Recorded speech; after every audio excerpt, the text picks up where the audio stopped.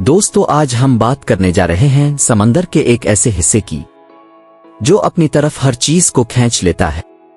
और ये बर्म्यूदा ट्राइएंगल नहीं है, बल्कि ये जापान के पास पैसिफिक ओशन में वाक़ है।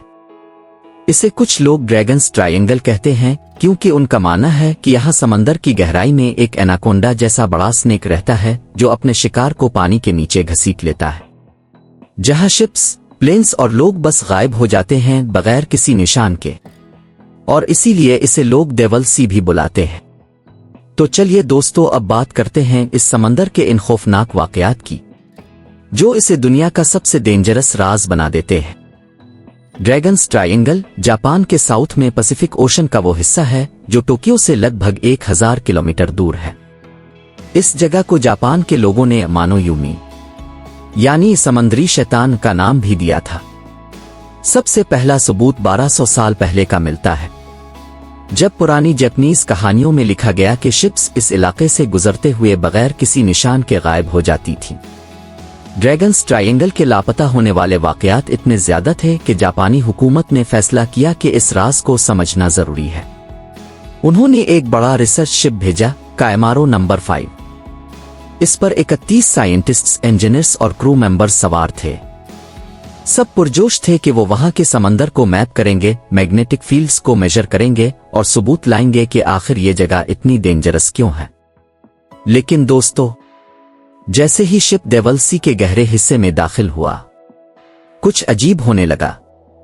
रेडियो पर आखिरकार पैगाम आया, हम कुछ अनएक्सपेक्टेड देख रहे हैं। समंदर का रंग बदल रहा है। और उसके बाद मुकम्मल खामोशी। कायमारो नंबर 5 कभी वापस नहीं आया।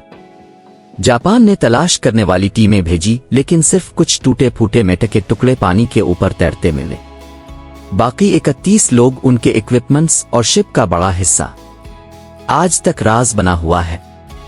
इस वाकये के बाद जापान ने ड्रैगन्स ट्राइएंगल को बाकायदा डेंजर जोन करार दे दिया और वहां रिसर्च मिशंस भेजना बंद कर दिया।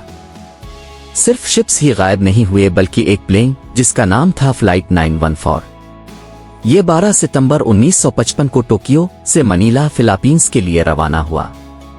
सब कुछ बिल्कुल ठीक था। प्लेन का फ्यूल फुल था, इंजन्स परफेक्टली ठीक चल रहे थे और वेदर भी बिल्कुल क्लियर था। कॉकपिट से रेडियो सिग्नल्स भी ठीक मिल रहे थे। लेकिन जैसे ही प्लेन ने डेविल सी के ऊपर से गुजरने का सफर शुरू किया, सब कुछ बदल गया। पायलट्स ने पहले रिपोर्ट दी कि हमें अजीब सी मैग्नेटिक इंटरफेरेंस महसूस हो रही है, इंस्ट्रूमेंट्स ठीक से काम नहीं कर रहे। और फिर एक और कॉल आई, हम कुछ देख रहे हैं, कुछ बहुत बड़ा है, समझ नहीं आ रहा। और फिर साइलेंस, रेडियो सिग्नल्स खत्म, प्लेन रेडार से गायब। रेस्क्यू टीम्स ने समंदर छान मारा, लेकिन ना एक टुकड़ा, ना एक लाश, ना एक क्लू मिला। एक पूरा का पूरा प्लेन पैसेंजर्स और क्रू समेत डेविल सी में चला गया।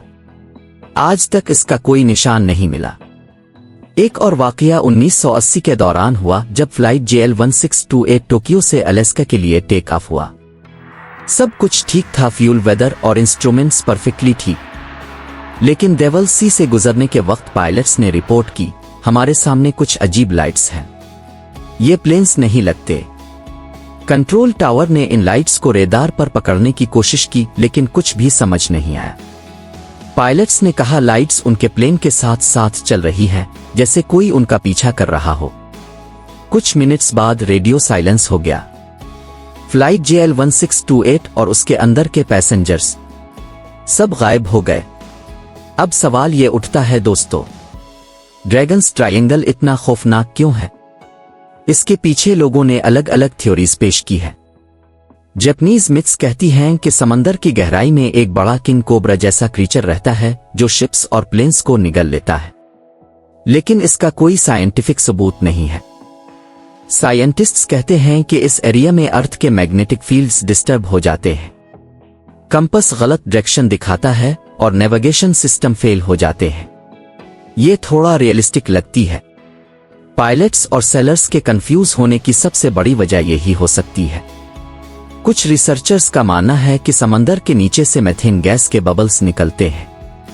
ये शिप्स को डुबा सकते हैं, लेकिन प्लेन्स का वैनिश हो जाना मीथेन गैस से समझाया नहीं जा सकता। कुछ लोग बिलीव करते हैं कि डेविल सी एलियंस का एक सीक्रेट बेस है। प्लेन्स ने जो अजीब लाइट्स रिपोर्ट की वो शायद इसी का सबूत है। यूएफओ वाली थ्योरी हमेशा लोगों को अट्रैक्ट करती है, लेकिन अब तक इसका कोई कंफर्म सबूत नहीं मिला। ये एरिया वॉल्केनोज, अर्थक्वेक्स के लिए मशहूर है। हो सकता है कि शिप्स और प्लेन्स अक्सर उन्हीं डिजास्टर्स का शिकार हो जाते हैं। ये थ्योरी सबसे लॉजिकल लगती है क्योंकि जापान वाकई एक एक्टिव वॉल्केनिक जोन है। लेकिन ये बात अब भी अजीब है कि कुछ इंसिडेंट्स में ना प्लेन मिला, ना शिप, ना लाश। ये सब नेचुरल डिजास्टर्स से एक्सप्लेन नहीं होता। दोस्तों, डेविल सी अभी तक एक राज है। कुछ लोग कहते हैं ये बस नेचर की कुव्वतों का खेल है, लेकिन कुछ का मानना है कि यहाँ कुछ ऐसा छुपा है जो साइंस अभी समझ ही नहीं पाई। कई शिप्स और प्लेन्स का गायब हो जाना, रेडियो पर अजीब मैसेजेस और उनकी कहानियां जो बीच सफर में ही साइलेंस बन गईं, सब कुछ इस जगह को दुनिया के सबसे खौफनाक समंदर में शामिल कर देता है। तो आप क्या समझते हैं? क्या डेविल सी सिर्फ एक नेचुरल डेंजर जोन है और यहाँ वाकई कोई हिडन राज छुपा हुआ है? अगर आपको ये वीडियो पसंद आई तो लाइक और सब्सक्राइब करना ना भूलिएगा।